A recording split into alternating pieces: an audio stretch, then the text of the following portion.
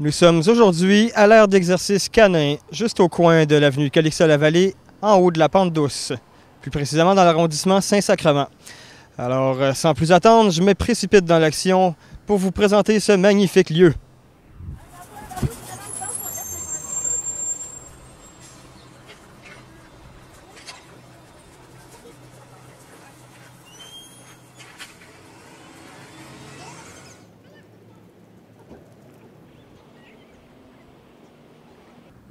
Je me retrouve maintenant à l'intérieur de l'enceinte de l'aire d'exercice canin. Alors, je m'apprête maintenant à aller interviewer un ou quelques utilisateurs au sujet de ce merveilleux parc tout frais à Québec.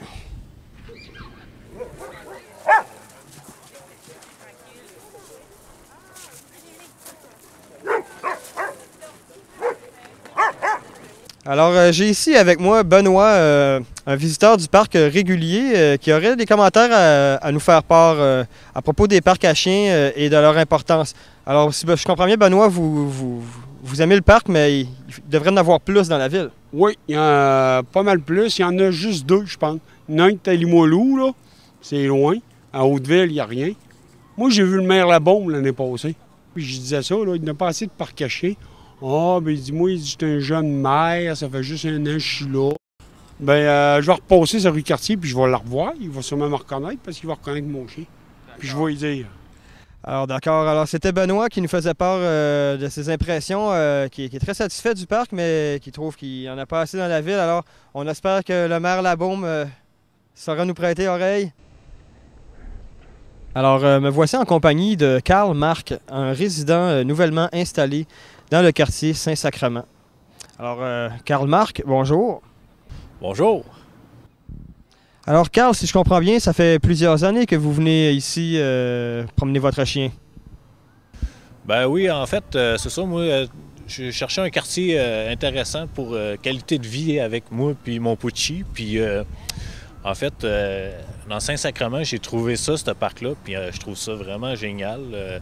Écoute, Pucci, il est heureux à souhait, il court, il jappe, il mange la balle, rapporte la balle, je lui donne des biscuits.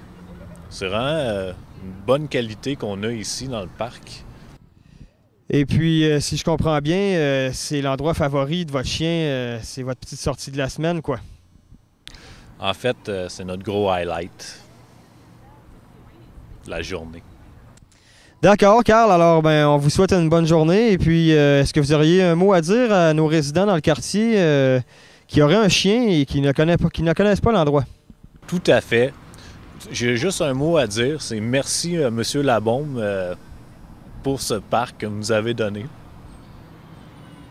Alors, on espère que M. Labaume, entendra ce cri du cœur.